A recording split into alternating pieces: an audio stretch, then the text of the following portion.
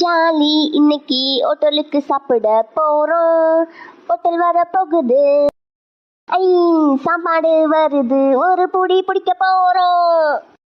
இவ்வளோ ஆர்டர் பண்ணிருக்கீங்களேடா, சாப்பிடுவீங்களாடா? அதெல்லாம் சாப்பிட்ருவோம்மா. இதை டேஸ்ட் பண்ணி பாருங்க மேடம், சூப்பரா இருக்கும். வெயிட்டர், சொல்லுங்க மேடம், வேற ஏதாச்சும் வேணுமா? இல்லப்பா, போதும்ப்பா, இதுவே எங்களால் சாப்பிட முடியல. போலாமா? ஏண்டா கேட்டேன்ல இவ்வளோ சாப்பிடுவீங்களான்ட்டு, எவ்வளோ ஆர்டர் பண்ணி இப்போ பாரு எல்லாமே வேஸ்ட்டாக போச்சு. அதுக்கு என்னம்மா பண்ணுறது, சாப்பிட முடியல.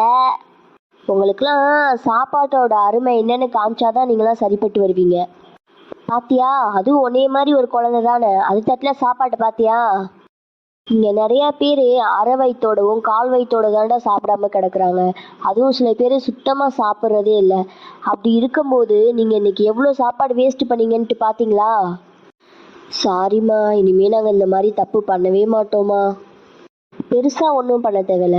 நம்மக்கிட்ட நிறையா காசு இருக்கும் போது நம்ம கிராண்டாக சாப்பிட்ணுன்னு சொல்லிட்டு ஹோட்டலுக்கு வரும்போது நம்ம கண்ணுக்கு முன்னாடி 4 பேர் சாப்பிடாம இருந்தாங்கன்னா அவங்களுக்கு சாப்பாடோ இல்லை காசோ கொடுத்து அவங்கள சாப்பிட சொல்லுங்கள். அப்புறம் நம்ம வயிறும் நிறையும், நம்மளால் கஷ்டப்படுற 4 பேரோட வயிறும் நிறையும்.